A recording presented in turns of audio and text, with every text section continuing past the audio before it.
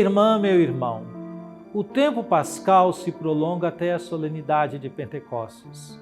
Nossas comunidades vão se nutrindo da palavra de Deus, para se fortalecerem pela comunhão com o Senhor ressuscitado e anunciarem seu nome por gestos e palavras.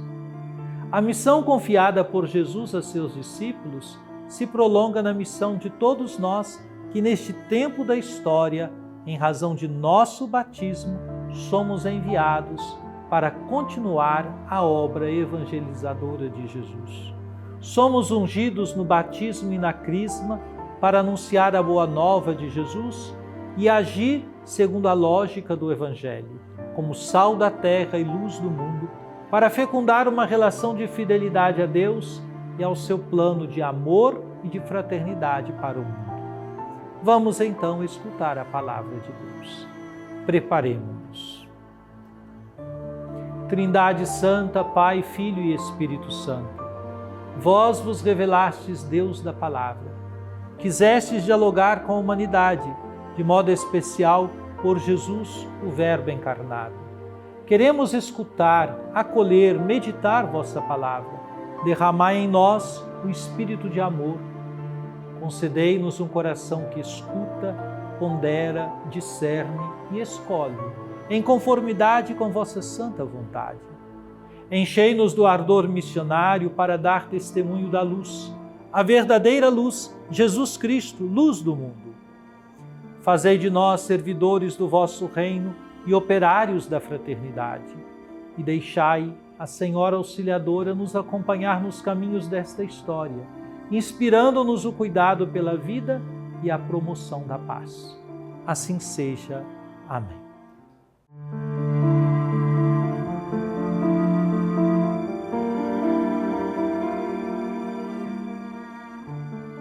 Naqueles dias, os que conduziram Paulo levaram-no até Atenas. De lá, voltando, transmitiram a Silas e Timóteo a ordem de que fossem ter com ele o mais cedo possível.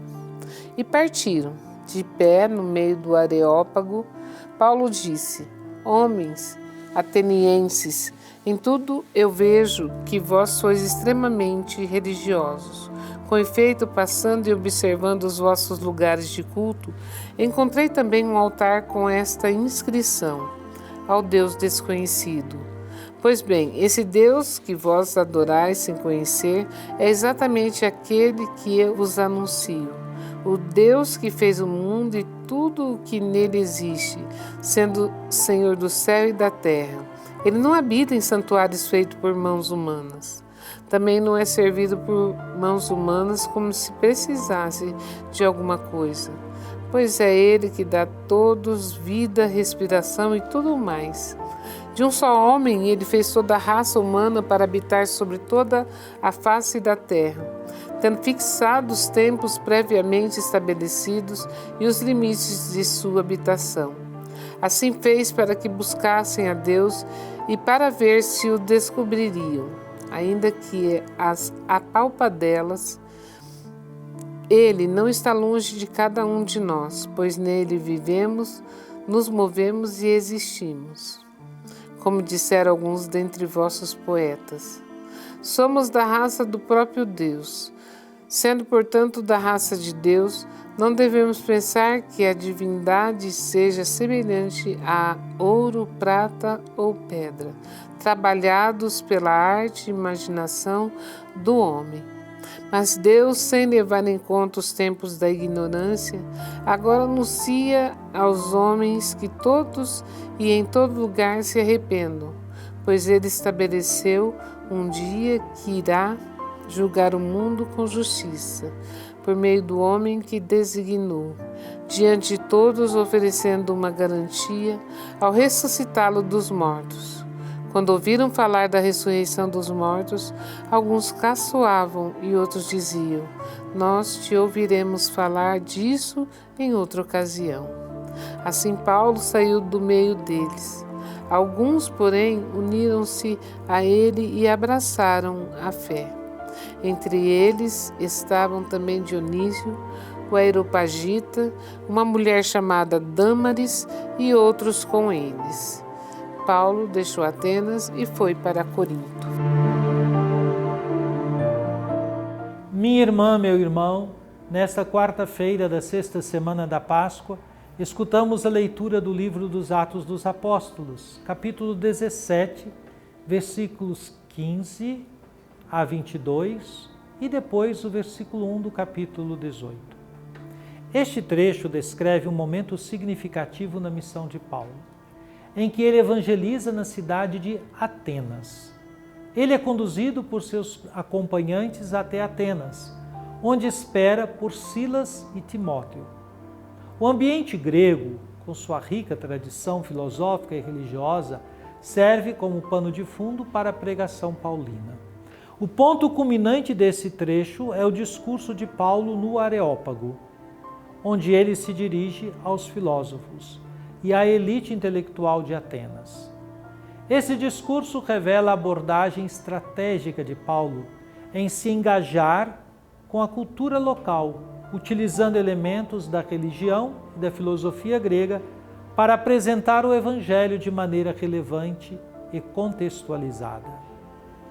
O versículo 22 apresenta Paulo observando os muitos altares dedicados a diferentes deuses e, entre eles, um altar dedicado ao Deus desconhecido. A partir dessa observação, Paulo encontra uma abertura para falar sobre o Deus que ele anuncia, aquele que não pode ser reduzido às imagens e aos altares feitos pelos homens.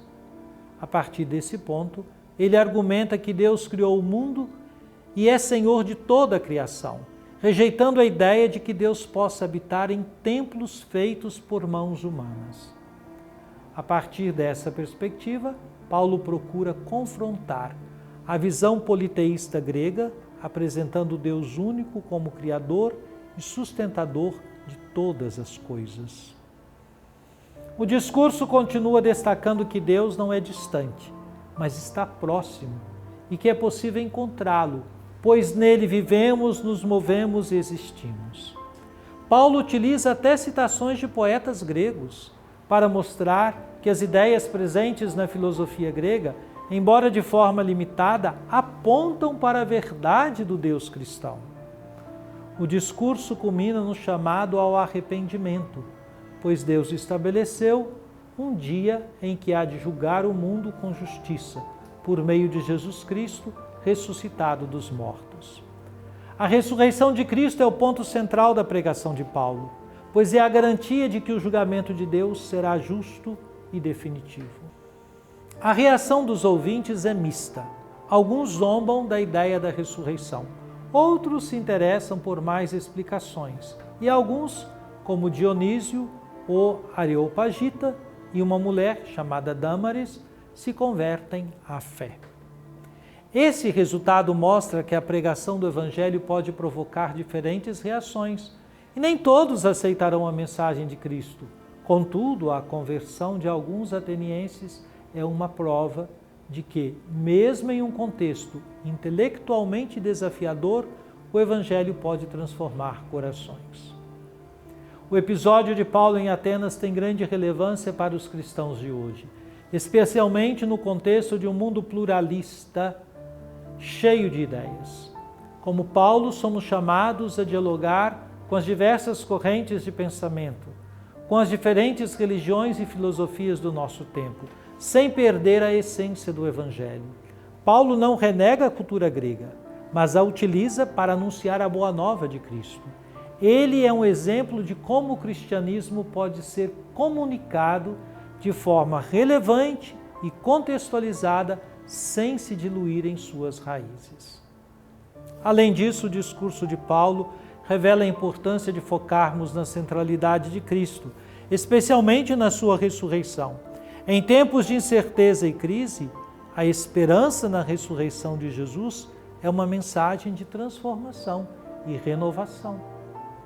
Como Paulo fez em Atenas, também somos chamados a desafiar os ídolos modernos, sejam eles religiosos, ideológicos ou materiais, e apresentar o Deus verdadeiro que se revelou em Jesus Cristo como a única fonte de vida e salvação.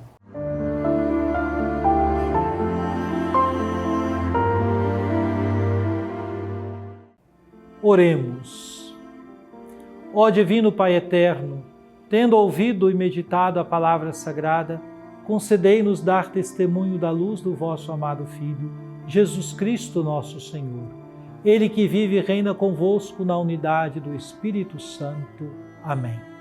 Venha sobre você, minha irmã, você, meu irmão, sobre sua família e sua comunidade, a bênção de Deus, Pai, Filho e Espírito Santo. Amém.